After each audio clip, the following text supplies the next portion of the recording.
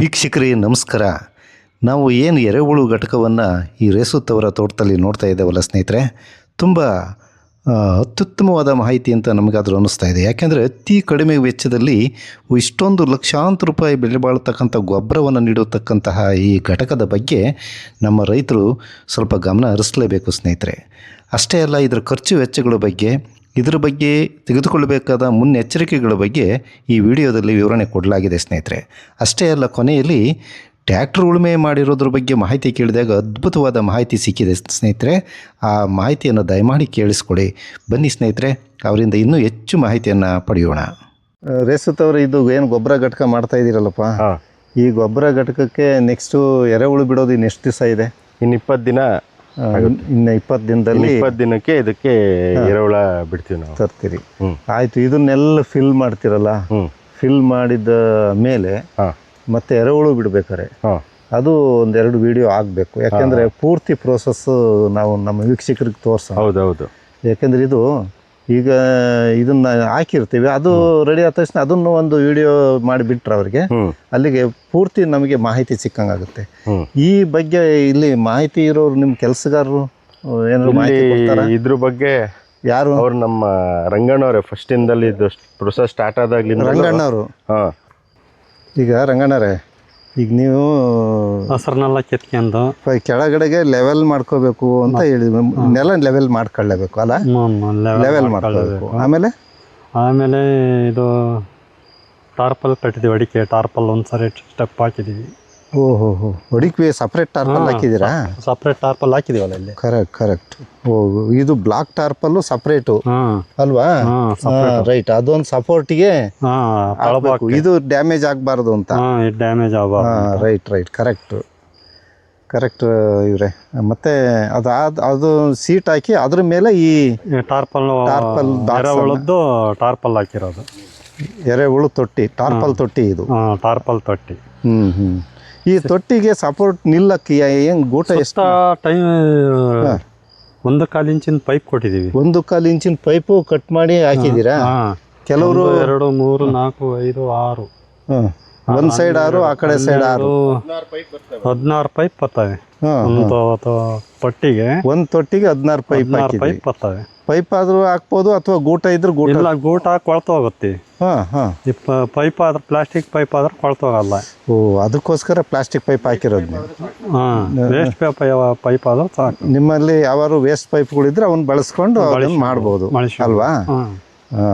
Correct. ಅದು ಒಂಥರ ಒಳ್ಳೆ ಐಡಿಯಾ. ಈಗ ನಾವು ಏನು ಮಾಡ್ತೀವಿ, ಪೈಪ್ ಯಾತಕ್ಕೆ ಮರ ತುಂಡುಗಳು ಮರ ಮುರಿದು ಹೋಗುತ್ತೆ ಅಥವಾ ಕೊಳ್ತು ಹೋಗುತ್ತೆ. ನೀರು ಬಿದ್ದು ಕೊಳತೋಗೋ ಚಾನ್ಸಸ್. ಜದ್ಲು ತಿನ್ನುತ್ತೆ. ಹಂಗಾಗಿ ಪೈಪ್ ಆದ್ರೆ ಸೇಫ್ಟಿ ಇರುತ್ತೆ. ಗೆದ್ಲು ಎರೆಹುಳಕ್ಕೂ ಹತ್ಕೊಂತಾವ ಏನಾರು? ಇಲ್ಲ ಬರಲ್ಲ. ಇಲ್ಲ. ಬಟ್ ಅದಕ್ಕೆ ಇವೆಲ್ಲ ತೊಟ್ಟಿ ಟಾರ್ಪಲ್ ಹಾಕಿದೀವಲ್ಲ, ಇದ್ರ ಮೇಲೆ ಬರಲ್ಲ ಅದು. ಈಗ ಇದು ಇಲಿಗಿಲಿ ಕಡ್ದು ತೂತ ಗೀತ ಏನು ಮಾಡೋ ಚಾನ್ಸ್ ಇಲ್ಲ ಅಂತೀರಾ? ಇಲ್ಲ. ಯಾಕೆಂದ್ರೆ ಎಲ್ಲ ಮುಚ್ಚಿರ್ತಿರಲ್ಲ, ಇದನ್ನೇನು ಮುಚ್ಚಿ ಹೊಲಿಗೆ ಹಾಕಿರಲ್ಲ, ಬಾಯನ್ನು ಇದು ಚೀಲ ಮುಚ್ಚಿದಂಗೆ. ಹಂಗಾಗಿ ಓಪನ್ ಇರೋದ್ರಿಂದ ಇಲ್ಲಿ ತೂತ ಮಾಡ ಅಂತ ಅಗತ್ಯನೂ ಇಲ್ಲ. ಹೌದು, ಖಂಡಿತ. ಓಕೆ. ಆಮೇಲೆ ಏನೇನು ಮಾಡಿದ್ರಿ? ಇಷ್ಟೆಲ್ಲ ರೆಡಿ ಮಾಡ್ಕೊಂಡ್ರಿ? ರೆಡಿ ಮಾಡಿದೀವಿ. ಫಸ್ಟ್ ಒಣಕಸ ಹಾಕ್ತಿವಿ. ಒಣಕಸ, ಆಮೇಲೆ ಹಸಿ ಕಸ ಹಾಕ್ತಿವಿ. ಆಮೇಲೆ 4 ಸರಿ ಹಂಗೆ ಮಾಡ್ತೀವಿ.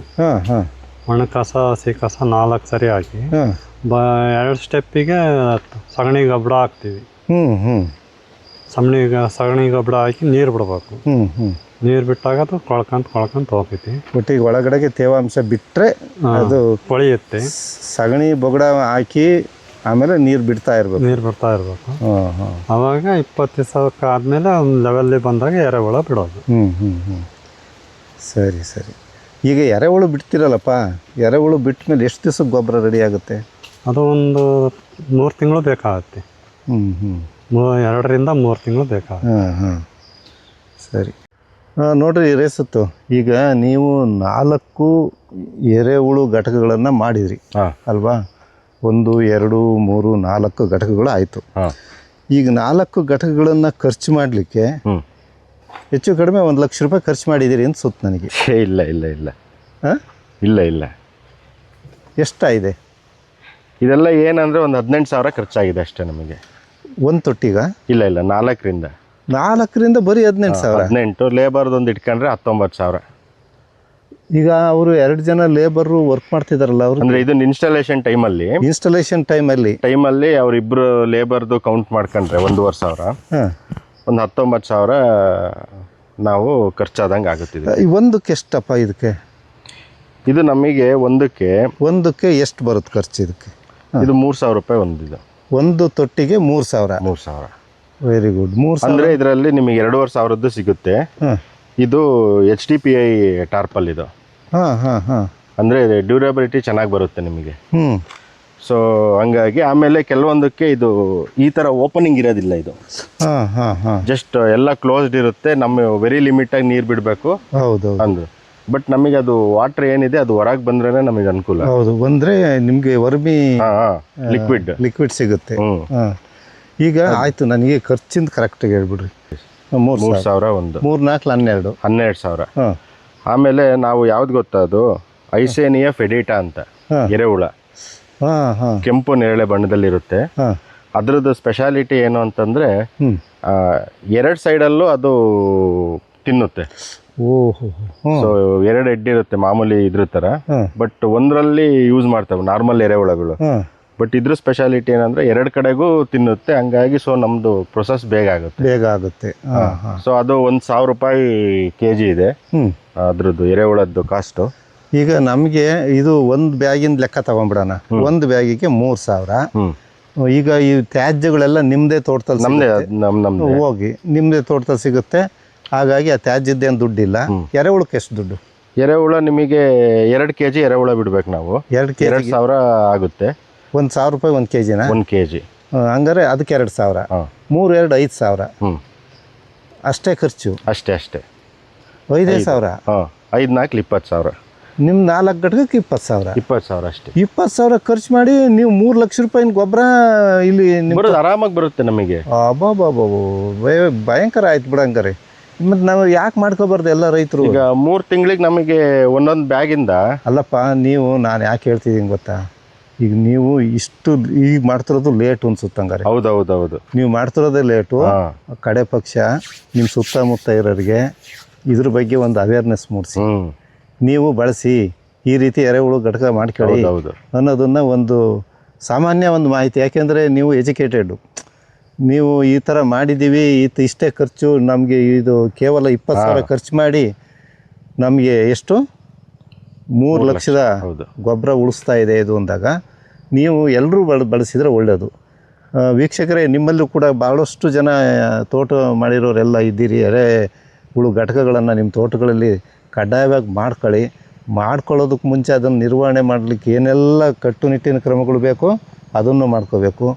ಈಗೇನು ಸುತ್ತ ಇದಕ್ಕೇನು ಬಾರ್ಡ್ರ್ ಕಟ್ಟಿದ್ದೀರಲ್ಲ ಹಂದಿ ಬರ್ದಂಗೆ ಅಂತೇಳಿ, ಅದಕ್ಕೆ ಎಷ್ಟು ಖರ್ಚು ಮಾಡಿದ್ದೀರಿ? ಇಲ್ಲ, ಅದು 900 ರೂಪಾಯಿ. ಅದು 3 ಅಡಿ ಹೈಟು, 50 ಮೀಟ್ರು ಇದು.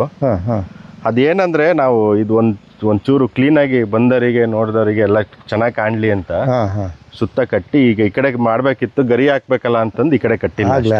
ಕೆಲಸ ಎಲ್ಲ ಆದ್ಮೇಲೆ ಕವರ್ ಕಟ್ಬಿಟ್ಟು ಒಂದು ಗೇಟ್ ತರ ಮಾಡಿ ಇದನ್ನೇ ಸಪ್ರೇಟ್ ಒಂದು ಯೂನಿಟ್ ತರ ಮಾಡಿ ಇಟ್ಕೊಳ್ಳೋಣ ಅಂತ. ಆಮೇಲೆ ಇನ್ನೂ ಒಂದು, ಈಗ ಮಳೆ ಬಂದ್ರೆ ಮೇಲ್ಗಡೆ ಇದ್ರೊಳಗೆ ನೀರೆಲ್ಲ ಜಾಸ್ತಿ ಆಗುತ್ತಲ್ಲ. ಮಳೆ ಬಂದು ಇದ್ರೊಳಗೆ ಅದು ನೀರು ಹೊರಗೆ ಬರುತ್ತೆ. ಆದ್ರೂ ಅದನ್ನ ಬಹಳಷ್ಟು ಕಡೆಗೆ ನೋಡಿದೀವಿ. ಅದಕ್ಕೆ ನಮಗೆ ಈಗೇನ್ ಸಮಸ್ಯೆ ಆಗಲ್ಲ. ಎರೆಹುಳು ಬಿಟ್ಟಿದ್ದಾಗ ಅವಾಗ ನಾವು ಟಾರ್ಪಲ್ ಮುಚ್ಚಲೇಬೇಕು.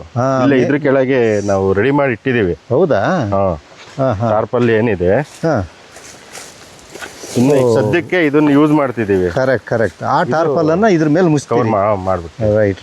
ಯಾಕಂದ್ರೆ ಅಷ್ಟು ಜೋರ್ ಮಳೆ ಬಂದಿದ್ದು ಅದ್ರಲ್ಲಿ ಏನು ನ್ಯೂಟ್ರಿಯೆಂಟ್ಸ್ ಇರುತ್ತೆ ಎಲ್ಲ ಹೋಗ್ಬಿಡುತ್ತೆ.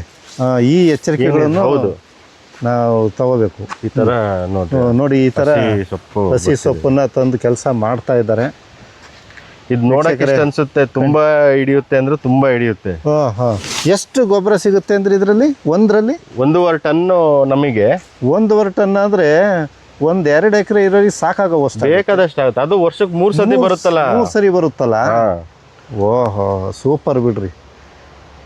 ಈಗ ನೀವು ಇದನ್ನ ಬಳಸಿದ ಮೇಲೆ ನಿಮ್ಮ ಅನುಭವಗಳನ್ನು ಮತ್ತೆ ಶೇರ್ ಮಾಡೋಣ. ಯಾಕೆಂದರೆ ಈಗ ನೀವು ಮಾಡ್ತಾ ಇದ್ದೀರಿ, ಅವರೆಲ್ಲ ಹೇಳಿದ್ದನ್ನು ಕೇಳಿ ಮಾಡ್ತಾ ಇದ್ದೀರಿ. ಹೌದೌದು. ಖಂಡಿತ ಬೇರೆಯವ್ರು ಕೂಡ ಮಾಡಿರೋದು ನೋಡಿದ್ದೀವಲ್ಲ, ಅವ್ರು ಕೂಡ ಇದು ಭಾಳ ಬೆನಿಫಿಟ್ ಆಗುತ್ತೆ ಅಂತ ಹೇಳಿದ್ದಾರೆ. ಖಂಡಿತ ಒಳ್ಳೆಯದಾಗುತ್ತೆ. ಈಗ ನೀವು ಟ್ಯಾಕ್ಟ್ರಿ ಓಡಿಸ್ತೀನಿ ಅಂತ ಹೇಳಿದ್ರಿ.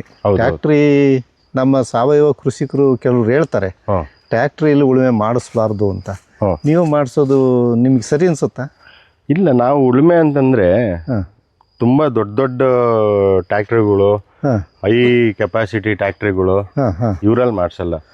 ಚಿಕ್ಕ ಮಿನಿ ಅಂದರೆ ಮಿನಿ ಟ್ಯಾಕ್ಟ್ರಿ ಇರ್ತಾವಲ್ಲ, ಆ ಥರ ಮಿನಿ ಟ್ಯಾಕ್ಟ್ರಿಲಿ ಮಧ್ಯದಲ್ಲಿ ಒಂದು ಲೈನು. ಸರಿ, ದೊಡ್ಡ ಟ್ಯಾಕ್ಟ್ರಿ ಯಾಕೆ ಬಳಸಬಾರ್ದು ಅಂತ ಏನಾರ ನಮ್ಮ ರೈತರು ಕೆಲವರು ಬಳಸ್ತಾರೆ ಈಗಲೂ ದೊಡ್ಡ ದೊಡ್ಡ ಟ್ಯಾಕ್ಟ್ರಲ್ಲಿ.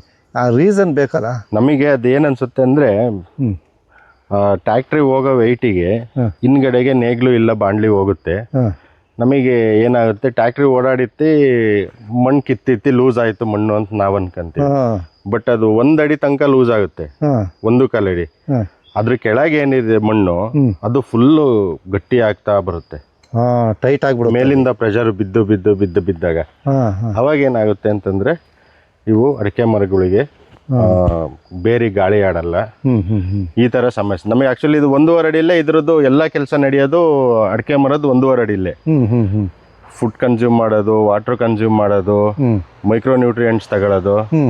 ಆ ಪ್ಲೇಸೇ ಗಟ್ಟಿ ಆಯ್ತು ಅಂತಂದ್ರೆ ಬೇರುಗಳಿಗೆ ಸ್ಪ್ರೆಡ್ ಆಗ್ಲಿಕ್ಕೆ ಕರೆಕ್ಟಾಗಿ ಪ್ರಾಪರ್ ಚಾನಲ್ ಸಿಗಲ್ಲ. ಹಂಗಾಗಿ ಈಗ ನಮ್ಮ ರೈತರು ಏನಂತಂತಾರೆ, ಟ್ಯಾಕ್ಟ್ರಿ ಹೋದ ತಕ್ಷಣ ಹೊಡೆದ ತಕ್ಷಣ ಹೋಗ್ಬೇಕಾದ್ರೆ 1.25 ಅಡಿ ತೋಟ ಎಲ್ಲ ಲೂಸ್ ಮಾಡಿಬಿಟ್ವಿ, ಸಾಯಿಲ್ ಲೂಸ್ ಆಗಿದೆ, ಗಾಳಿ ಆಡುತ್ತೆ ಚೆನ್ನಾಗಿ ಅಂತ ಅವರು ಭ್ರಮೆಯಲ್ಲಿ ಇರ್ತಾರೆ.